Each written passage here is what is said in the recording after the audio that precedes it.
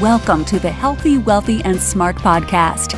Each week, we interview the best and brightest in physical therapy, wellness, and entrepreneurship. We give you cutting-edge information you need to live your best life, healthy, wealthy, and smart. The information in this podcast is for entertainment purposes only and should not be used as personalized medical advice. And now, here's your host, Dr. Karen Litzy. Hey everybody, welcome back to the podcast. This is the third part in a series on equity, inclusion, and diversity in the physical therapy world and beyond. And parts 1 and 2 were recorded live at CSM as part of the After Dark series organized by Sean Hagee. This is part 3, and these are the afterthoughts from the After Dark panel. So you'll hear from all 5 panelists, Dr. Rupal Patel, Dr. Monique Carruth, Sherry Teague, Dr. Lisa Van Hoos, and Dr. Uchenna Osai on their thoughts on how that panel went and what their biggest takeaways were. And I want to thank all of them for taking the time out of their busy schedules to record this a few weeks after the panel. And I also want to thank them for a great education that I felt I received. And I feel like my empathy level has just gone up substantially after listening to their stories and hearing their truth. So everyone, enjoy part 3 of CSM After Dark. What were your big takeaways from the CSM After Dark panel this year, now that you've had a week or so to be removed from it and kind of think about what all the information that came out that night? All right, this is Rupal Patel, and I guess my biggest takeaways, I probably have quite a few, but I'll try to limit it to just a few things. I think the biggest thing that I learned was just phenomenal group of ladies that I was with on the panel, and that everyone had a unique perspective. But you know, the thing that resonated with me was that everyone also needed to feel safe to share their story. And I think just the format and the fact that it was a small, intimate group, and it made it easier, I guess, to share some vulnerabilities, which sometimes is harder to do. And I think those vulnerabilities and being able to share your unique perspective is really important, because it allows us as physical therapists, as educators, you know, as just human beings, to really be able to look, listen, and hopefully empathize or feel with people, you know, of diverse backgrounds, and really look beneath the surface or the facade or the face to learn about what makes them diverse, what makes them unique, and how we could go about as a profession or as just in our personal interactions, how to bring them in, how to be more inclusive, and how do we go about, you know, addressing things like equity within, you know, our profession, as well as with the patients that we treat. So I think that was probably my biggest takeaway.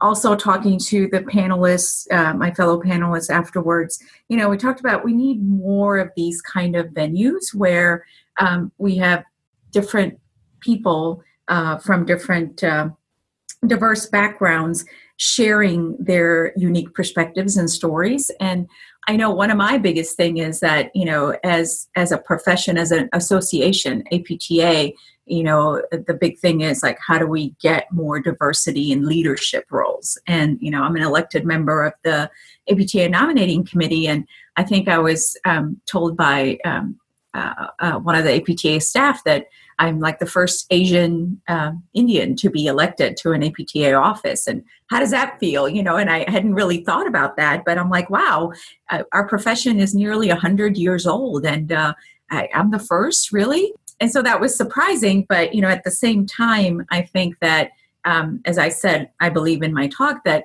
growing up, I didn't have many role models that looked like me, that came from similar backgrounds. And so, you know, I'm not sure if other physical therapists out there that come from diverse backgrounds suffer from the same type of lack of role models. But that's something that I think that, you know, we need to grow and provide a space, so to speak, for people of diverse backgrounds and diverse cognitive thoughts to be able to have a space where they can share and then identify folks that perhaps have aspirations for leadership roles, and then figure out ways that we can kind of help them in terms of that, journey.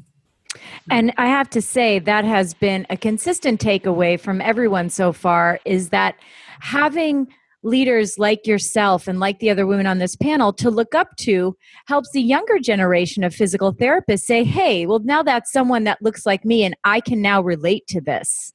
Yeah. And I can aspire to these roles because these people are already doing it.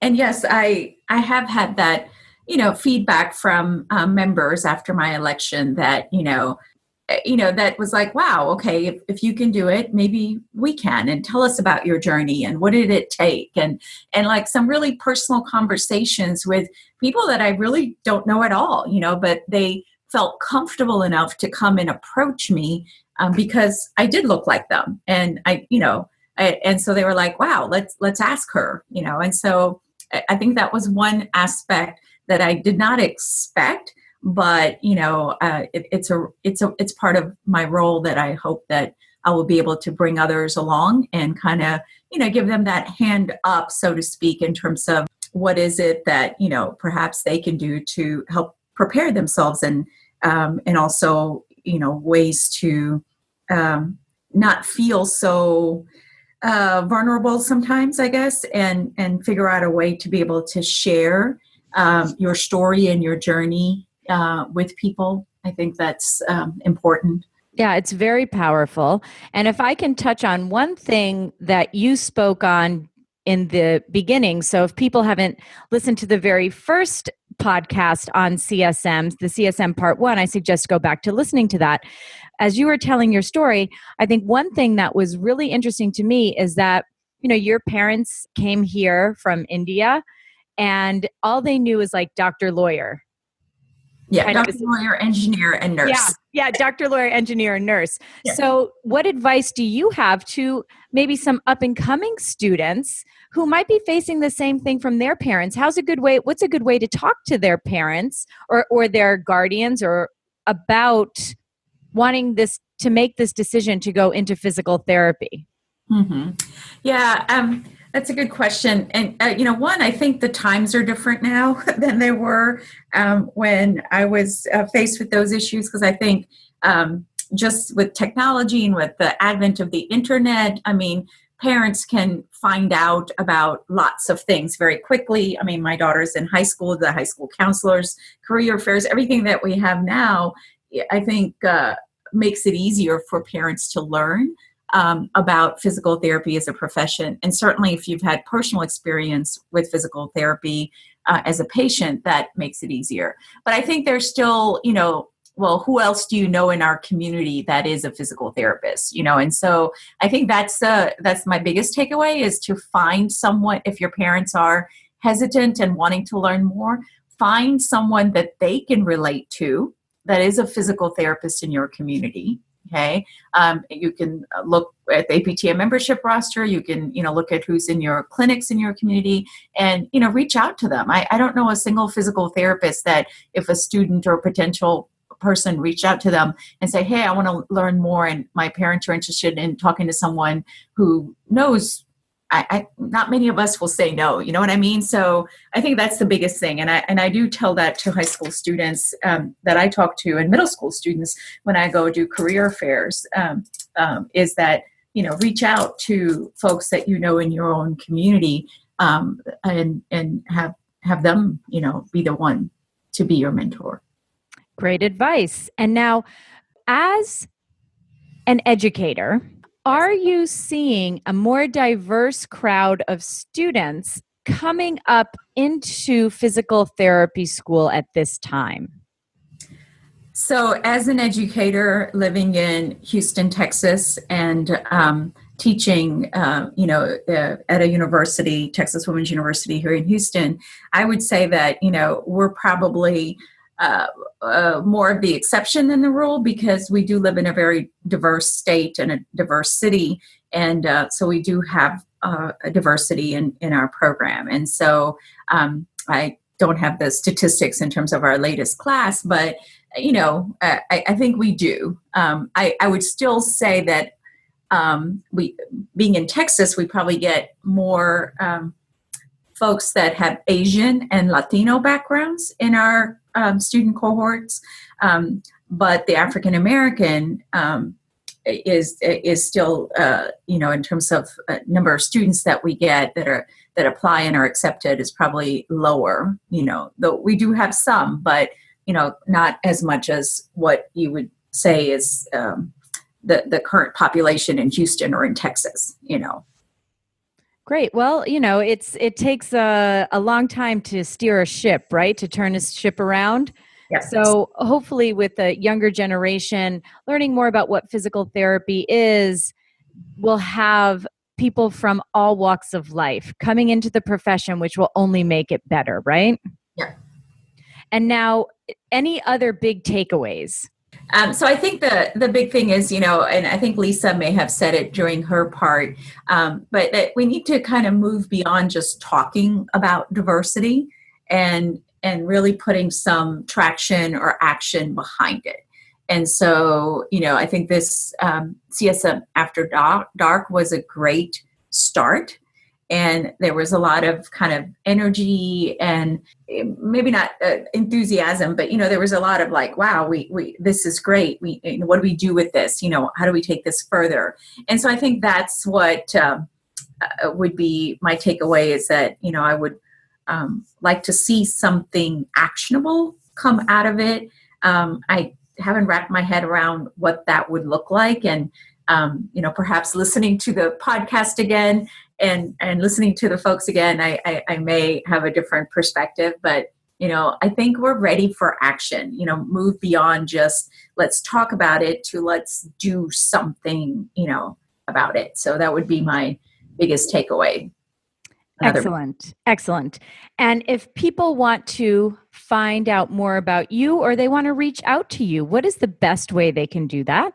Well, people can certainly email me and they can find me on Twitter as well. And so those are probably the two best ways that they can reach out to me. What is your Twitter handle? My Twitter handle is at RupalPT. So it's at RUPALPT. Perfect. And then we can have all these links in the show notes for this episode. So if people want to get in touch with you, one click and they're done. They've got you. Okay, sounds wonderful. Okay, well, Rupal, thank you so much for coming on. And thank you again for your honesty and your well thought out story at CSM After Dark. I really enjoyed it. So thank you very much. Well, thank you, Karen. I look forward to listening to the rest of the podcast too. And a big thank you to Dr. Rupal Patel. And up next, we have Dr. Monique Carruth giving her final thoughts on the CSM After Dark panel. Okay, my name is Monique Carruth, and I'm a physical therapist in the state of Maryland. I was one of 5 women who sat on the CSM After Dark panel to discuss diversity and inclusion. At first, I was skeptical about, talking because I didn't want to scare people or make them feel extremely uncomfortable because this is indeed a sensitive subject for many, especially those on the majority end of things. After hearing the other 4 women speak, it actually encouraged me to be more forthcoming with my experiences and my stories because I know I'm not alone.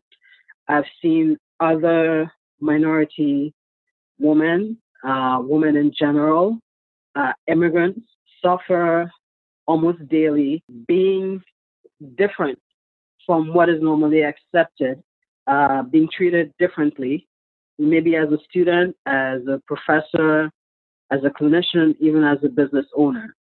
And it's very important that we highlight these issues so we can make others aware of their surroundings, the things that they say, be aware of the thoughts and how you actually respond to patients.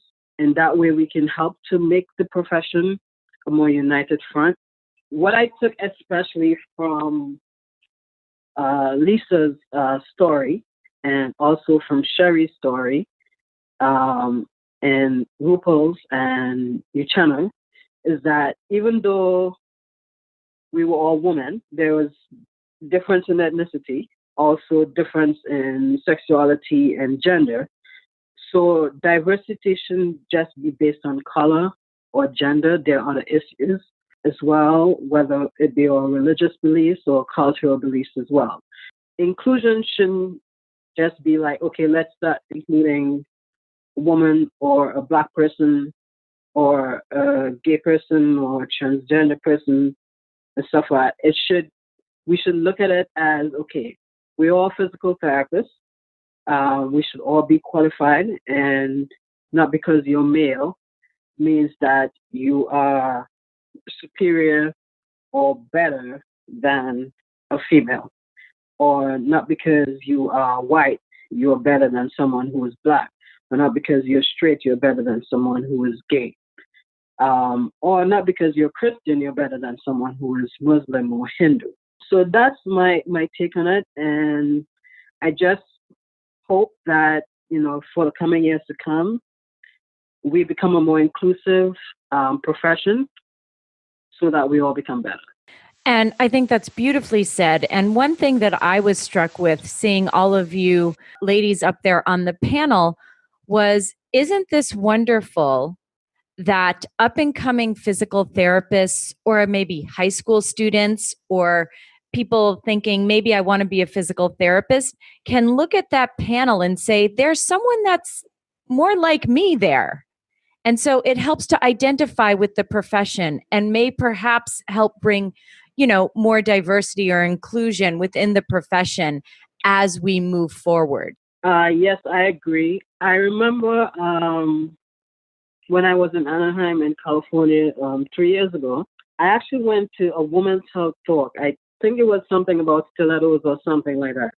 I can't remember the exact topic, but it was a talk empowering women and encouraging women to negotiate better with salaries and stuff like that. I think Ann Wendell and Carrie and a couple other people were on the panel. After the discussion, I met a student. I think she was a first-year student.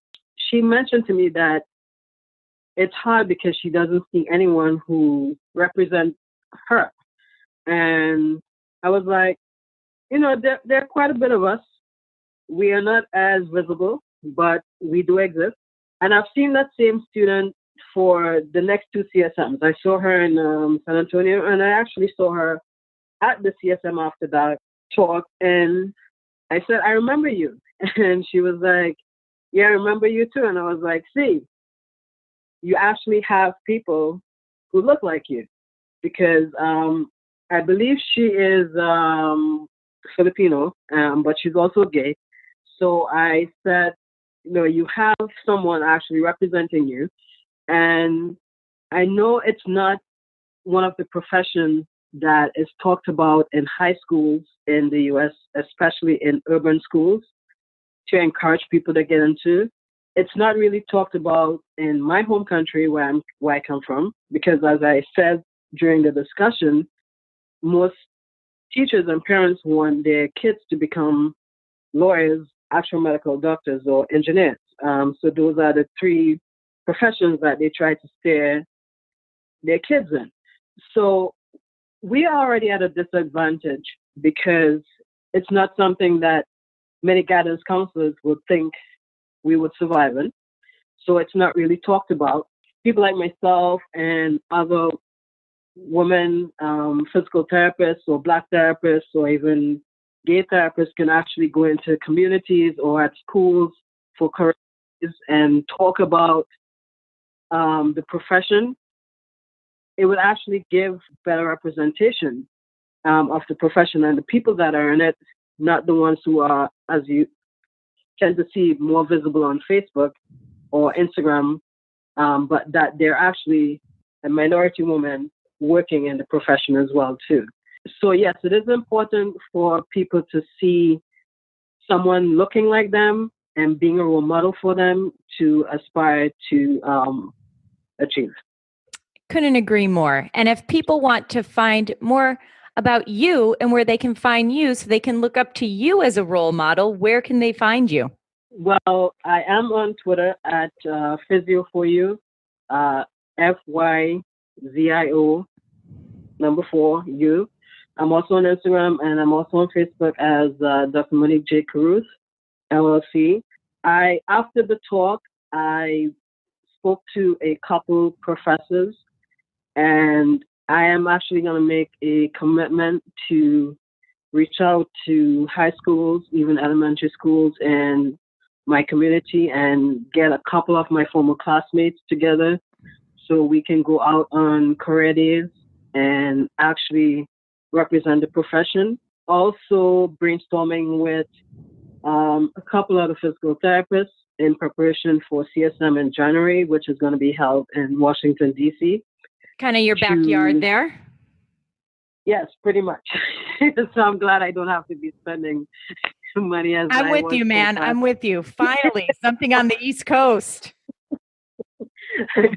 So I'm truly grateful for that. But I'm brainstorming with a couple therapists now and to see how we can be more present in the community leading up to CSM, to let people know that, you know, thousands of physical therapists are going to be there, and they're not all, you know, white males, that they're women, that they're minorities as well. And we do target to work in the communities.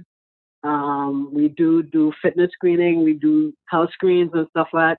And there's more to physical therapy than being injured and coming to physical therapy or being an afterthought after pain management has failed or a last-ditch effort before surgery. There's so much more that physical therapy can do. So we want to get that message out into the various communities in the Washington, D.C., Virginia, Maryland area. And I'm hoping that more therapists can actually join us as we get to make more concrete plans leading up to CSM in January. Fabulous. Well, count me in. And I love the fact that we have a clear kind of, here was this talk at CSM, and it leads right to a path to action. So kudos to you for taking your talk and making something happen. So congratulations for that. And again, thank you so much for coming back on and giving your closing thoughts to the panel. I thought it was a wonderful panel, and kudos to Sean for putting it all together for us. So thanks so much, Monique. You're quite welcome, Karen. And yes, thank you, Sean. I'm actually glad I did listen to you and, made myself available. And it was a very valiant effort on your part. And I know you took a lot of slack for leading the charge, but we do need guys like him and, Chris and Jamie and others to help us, because this is going to take a united front to actually carry us over. Thanks so much to Dr. Monique Caruth for sharing her thoughts. And up next, we have Sherry Teague. My name is Sherry Teague, and my biggest takeaways were that the subject of diversity and inclusion is very multifactorial.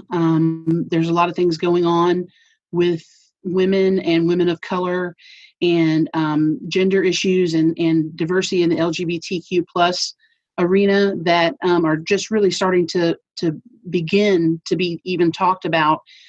Felt like that was a great start to having a conversation, but we had a lot of like-minded individuals in the room. So getting that message spread out will be very important. And not only that, getting some action items behind that message.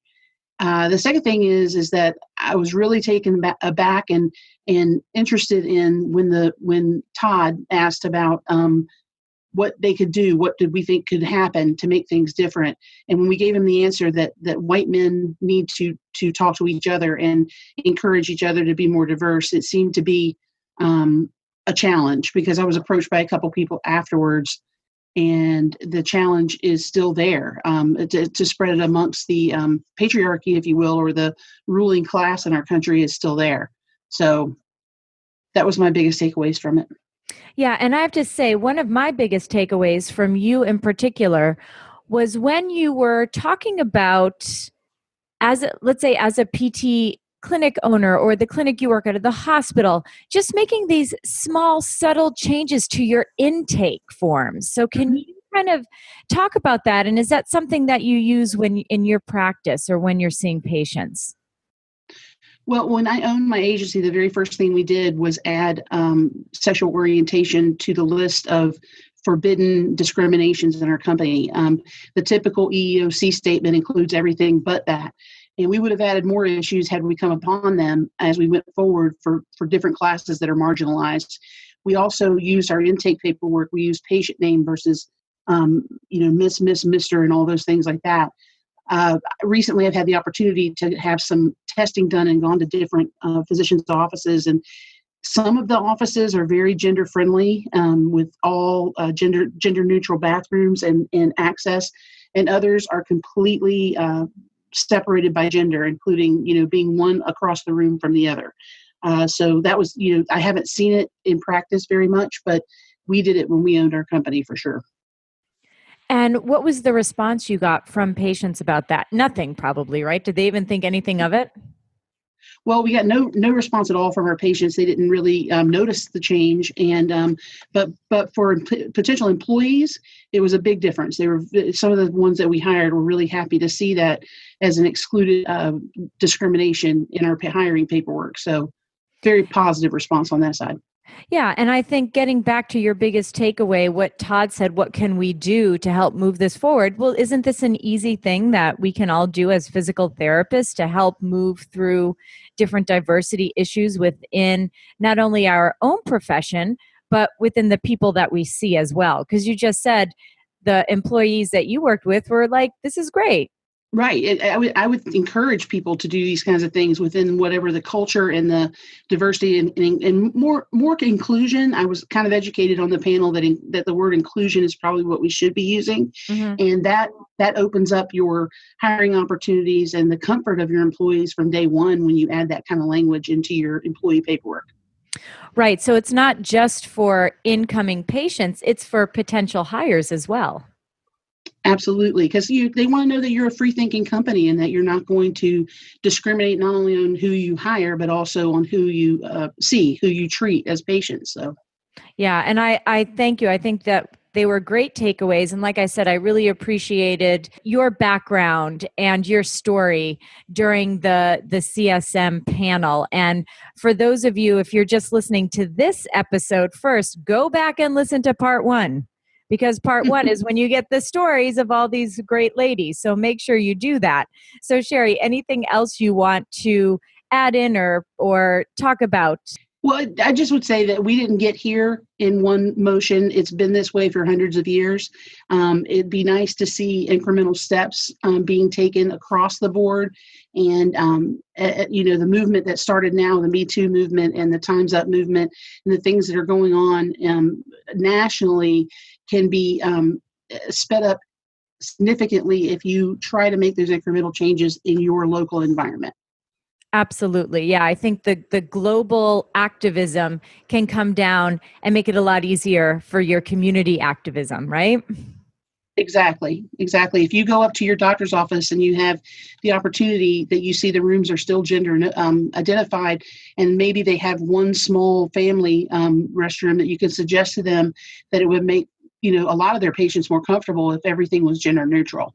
And that way there would not be any hesitation in what room a person would go to in public, or they wouldn't have that hesitation that might open them up to provide accurate information on their physical and history with the physician or with the provider if they have those opportunities up front. It's like, you only have one chance to make a first impression. And oftentimes those kinds of things, the paper forms and the restrooms and the environment that you walk into is the first impression that you can make with a client. Absolutely. So what you're saying is you may have a better patient experience. You may be serving a better patient experience. Absolutely. All right. Well, thanks so much, Sherry, for giving us your big takeaways from the panel. And if people want to find you, where can they find you? What's your contact info?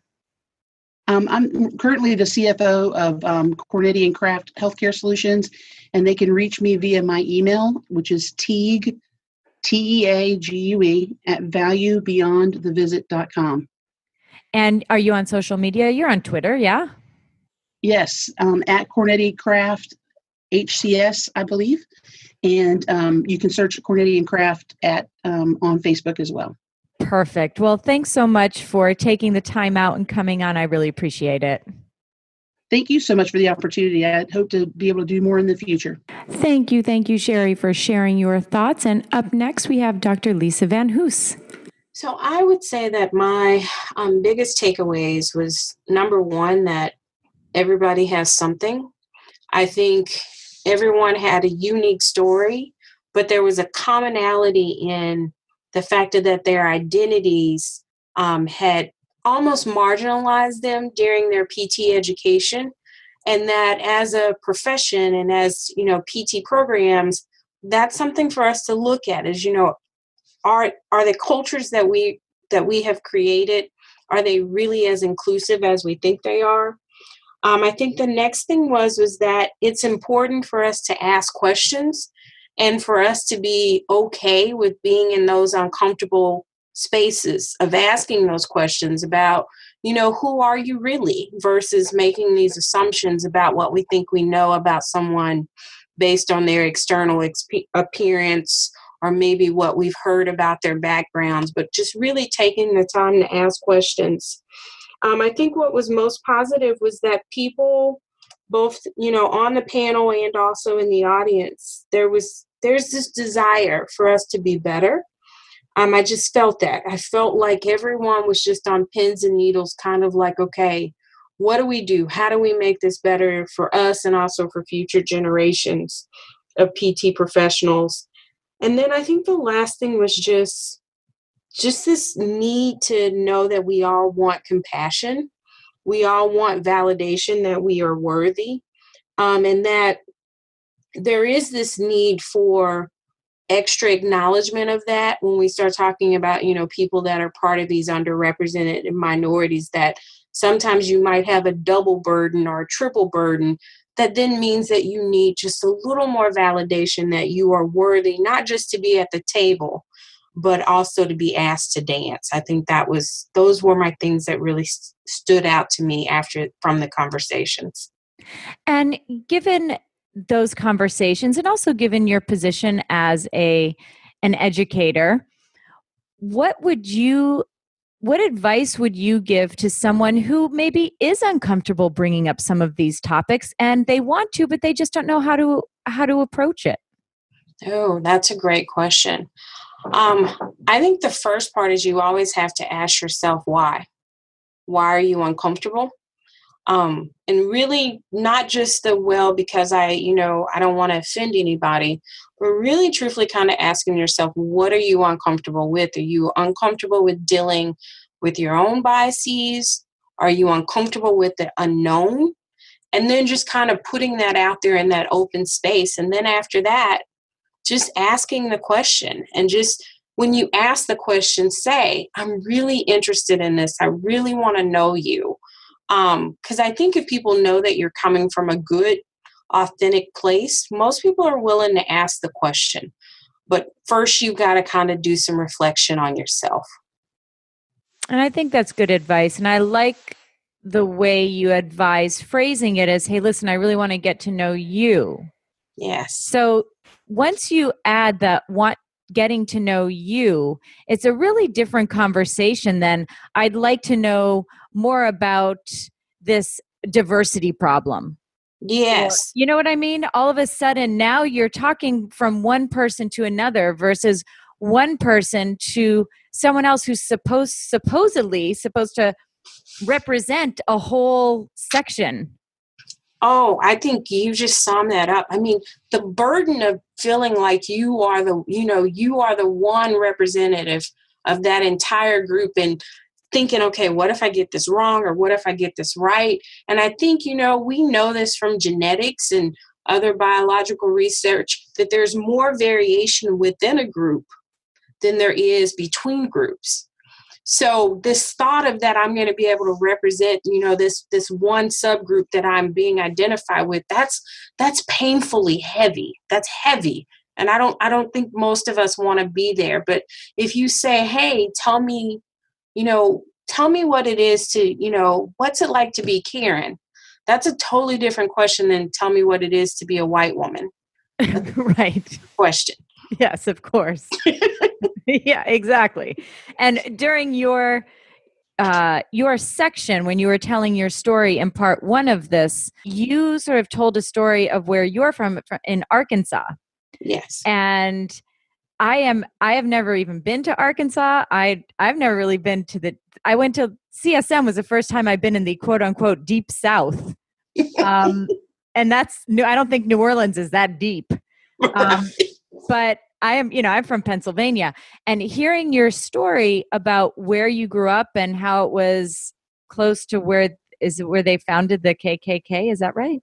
Yes, we have very strong ties to the KKK. Unbelievable. Yes. I wonder how you were able to maneuver through that culture to where you are now.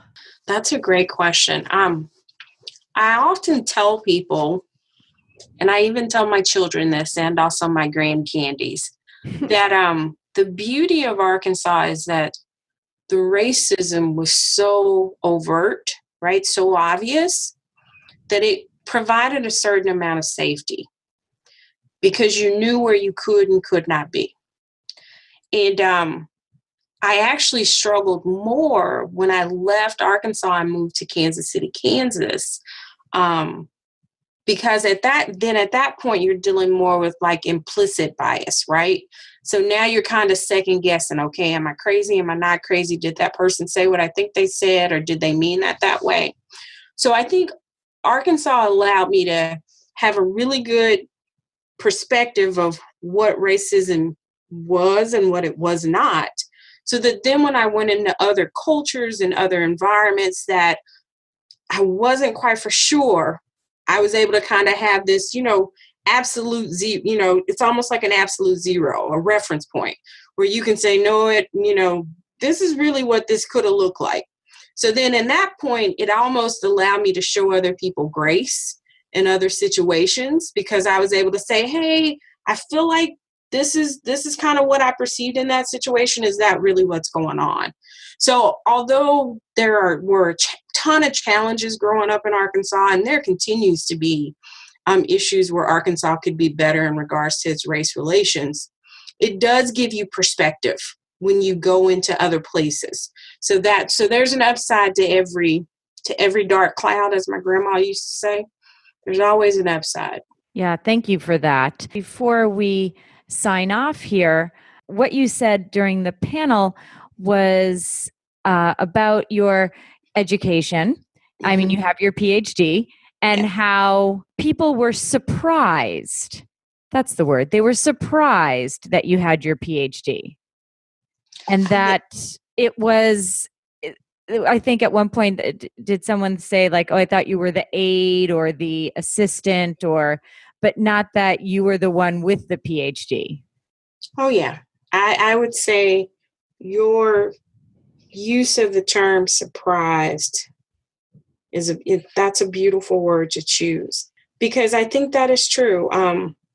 When people, and it still happens, and that was one of the things that I spoke about, when someone might see my CV or read an article that I wrote and then they meet me in person, there are times that there's that, oh, you're Lisa Van Hoos. It's not oh, I'm excited to meet you. It's oh, you're not what I expected. Mm-hmm. And my name does not lend itself to, really kind of revealing my ethnicity or my racial background. And so I still feel that. I feel that often. And the sad thing is my meditation yesterday was kind of focused in on that racism reminds you that there are certain opportunities that you should not have or cannot have. And so even though we've made a ton of progress as a society and also in the PT profession, there are still these reminders that you're not worthy or that you shouldn't be there. And it makes you sometimes even question yourself. Because if you hear somebody question you enough, you start to wonder, am I who I am? And so it has lasting impacts on you, not just in that moment, but in future moments. You're constantly kind of second guessing yourself. And I think we all kind of struggle from imposter syndrome, but racism for professionals really makes that even worse, I think. So, and what advice do you have to, let's say, a younger therapist coming up who wants to be like you? How can they get over that? What do you use to get over that? Because I would imagine sometimes, not that you're getting over it every day, but maybe sometimes it's daily, maybe sometimes it's weekly. Yeah. I think every time you kind of go down that rabbit hole, you have to stop and realize that that's not your issue, that person's surprise, that person being shocked, that's not your issue. That's that person's issue. And, I think there used to be this thing about, it might have been a Covey or a Maxwell about taking on other people's monkeys, right? And I just try to remind myself that is not my monkey. That is not my monkey to take and nurture. That is not my pet. And so I try not to take on other people's pets. And then I try to remind myself who I think I am. Because that at the end of the day is really kind of what's most important, is who I think I am and who I am, and that I'm worthy. And my big thing right now is every morning I start my mornings with This Is Me from The Greatest Showman. And I just sing it at the top of my lungs. So wonderful. It is, isn't, God, I love that song. It's such a great song. We definitely have to put that on the Women in PT playlist now that I think about it. Yes, it is a powerful message that it is okay for you to be damaged and you still be wonderful. Awesome. I love it. Yes. I love that song. And I love that you sing it every morning.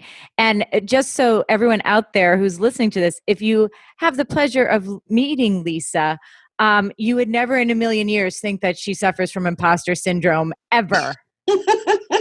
Ever in a million years, you would never think that. So yes, what she just told you to do, if you're feeling imposter syndrome, do it, because it works. Oh, that is awesome. Yes. I just want everybody to know that it's normal. We all feel it. There are just some of us that feel it a little bit more, but that's when you sing it twice. Perfect. Yeah. So thank you, Lisa, for taking the time out and reflecting back on the CSM After Dark panel. I appreciate it. Thank you. It was my pleasure. I thank all the hosts for organizing it. Thank you to Dr. Lisa Van Hoos, and we will round out this CSM After Dark panel reflection with Dr. Uchenna Osai. Well, my name is Uchenna Osai, and I am a pelvic health physical therapist in Austin, Texas. My biggest takeaways. So this is going to be a little personal, but my biggest takeaway was that I'm not alone. My experience being a Black female, mohawked, haired pelvic health PT is that I am alone. And, my experience up to this point in my career after 7 years of practice has been very isolating. And it was just so wonderful, not only to see a panel of individuals, various sizes, shapes, and colors, and sexual orientations and gender identities, but also to look into the crowd and to see the majority there sitting and listening and holding space with me.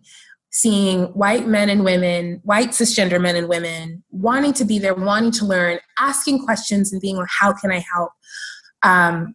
There's nothing more inspiring and energizing than knowing that you have a community within a community. And I will say that once part 1, which was put out a couple of weeks ago. So if you have not listened to part 1, please go back and listen to part 1 of CSM After Dark. The response has been from people of different sizes and colors and backgrounds has been It was so great to hear this because I felt so alone. Mm-hmm. You know, there was a Filipino physical therapist who said, "Oh, I loved it. It was so inspiring. And why isn't this being broadcast from everywhere and everything?" Because after listening to this, I felt like, oh, I'm not as alone as I thought I was going to be. So your sentiment was definitely shared by a lot of the listeners as well. Yeah. Yeah. That's amazing. I'm so happy that people connected with it. And I wanted to say that one of the things that was a big takeaway from you in particular at CSM and also at Graham Sessions, which was earlier this year in January in San Diego, they had a diversity panel. I'm using quote unquote diversity panel. And something that really stuck with me is you were telling a story of how when someone met you, I guess, in person, Mm-hmm. they said, "Wow, you didn't sound Black." Right. And I thought that was for me, that was a very big takeaway and very profound takeaway for me. So can you kind of talk a little bit about that and what that experience was like? Well, that's a mosquito bite. That's a microaggression, right? You know, as a Black woman, I get 1,000 of those a day. And if I focus on that in particular, it'll literally drive me nuts. But I think if I can step out of myself after 30 plus years of hearing that, and I can pretend like it was the first time I'm hearing that, right? And I think I remember as a young kid hearing that, like 7 or 8.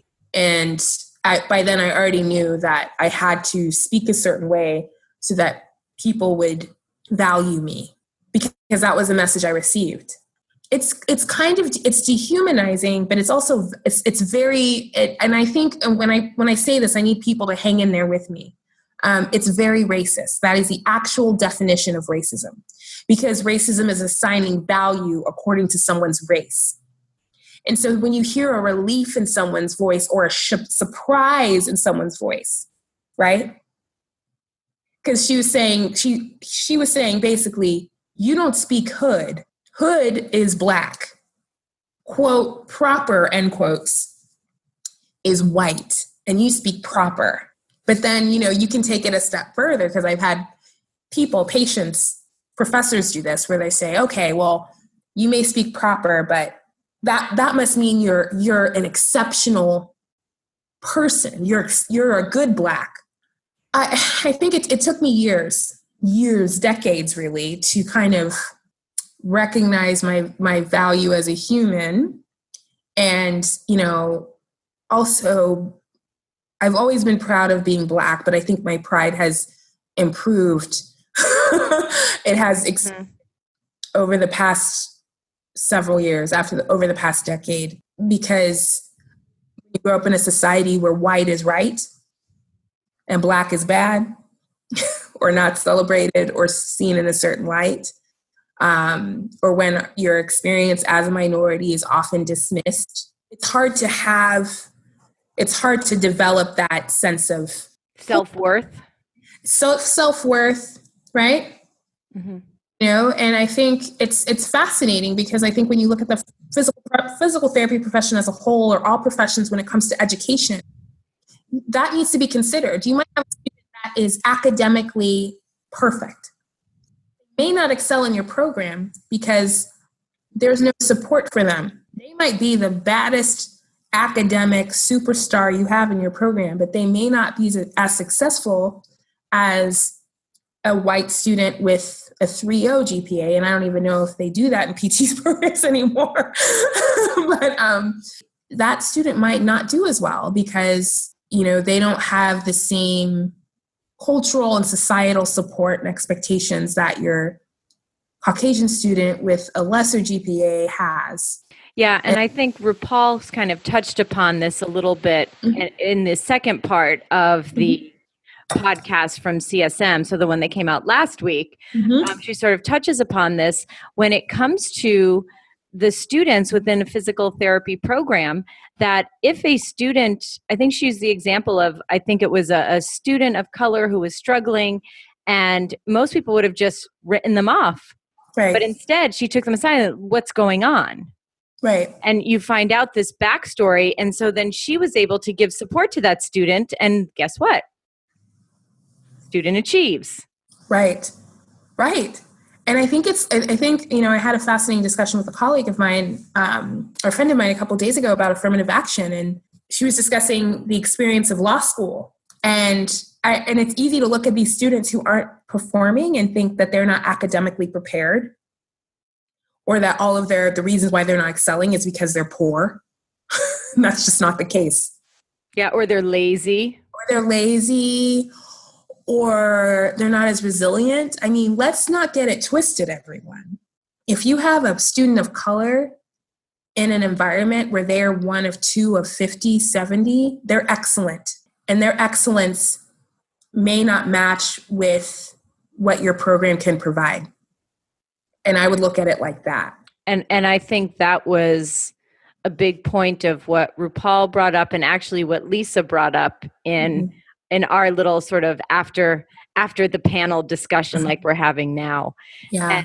And another thing similar to your experience of someone saying, well, you don't sound Black. When Lisa was telling the story at the CSM panel that someone read her CV, and when they met her, yes. And I said, oh, they were surprised. And she was like, that's the word. They were surprised to meet me, which is fascinating. Right. You know, and as a society, obviously we shouldn't be surprised. The only time I'm surprised about the way someone speaks or who they are is when I first found out that the majority of the characters on The Walking Dead were British. That was surprising because they are that is surprising. They're from Georgia. Holy crap. They're British or Australian. That's surprising to me. That is some shocking news there. Yeah. Really? I knew the dude from Love Actually. Yeah. Yeah. No, Maggie, Australian. Yeah. Word? Yeah. Yeah. Oh my goodness. Australia. Yeah. A lot of them are.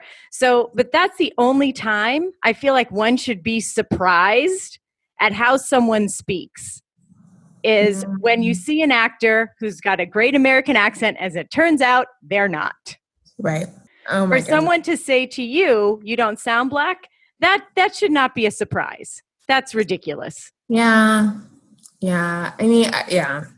And I you know what, my accent, I do adjust even now. And I think it's less of a conscious thing. I think I just do it naturally because I was trained to be that way. So sometimes if people see me like out on the streets, you know, like with my friends, I'll speak a little differently. Everybody does. Everybody does, I think. Yeah, I think it's, you know, but I think for me, there's different repercussions. Yeah, for sure. I just feel like this After Dark panel was so enlightening. I was one of the people in the room, and I was very happy to be there. And I definitely learned a lot from you and the other 4 ladies. So I just want to thank you for your honesty and your openness and your willingness to talk about your experiences in a room full of people who the majority of them did not have that experience. I think that's safe to say. Thank you. Thank you. You know, I am so grateful to have the opportunity to be asked, and to the panel and to Sean and everyone. It's just great. And before we leave, I know you're doing some really fun things. So where can people find you if they want to know all the fun things that you're doing, like on the Instagram and whatnot? Well, I'm founder of UC Logic, which is YOUSEE Logic, which is a platform for adults, basically to get sex education as grown folk. You know, as a pelvic health PT, I saw a lot of my patients and colleagues and friends and family who had questions about sex, who never got the sex ed that they should have gotten. And you can find me on Instagram, Twitter, Facebook at UC Logic. And, you know, on every Sunday night, I do Bourbon Tales where I answer people's questions, drink a sip of bourbon. So fantastic. And is there anything else that you want to share before we close it down? I would say think that all can be elevated by, you know, understanding our bias. And bias is not bad. It's bad when we deny that it exists. And we are all human, and talking about issues like race and diversity is not always going to be a warm and fuzzy experience. And when someone discusses those issues and you feel uncomfortable, just sit with that discomfort, because realize, particularly if you're a non-person of color, if you're white, you're very rarely as uncomfortable as we are on a daily basis. So hang in there and you'll be better for it. Well, thank you. Beautifully said. So thank you for coming on a few weeks later and sharing your thoughts. I appreciate it. Anytime. It was my pleasure. And everyone, thank you so much for listening. I hope that you got a lot out of this 3-part series, because I think it's important and I think the information is timely. And I just hope that everyone got as much out of it as I did. So thank you so much for listening, everybody. Have a great weekend and stay healthy, wealthy, and smart. Thank you for listening, and please subscribe to the podcast at podcast.healthywealthysmart.com. And don't forget to follow us on social media.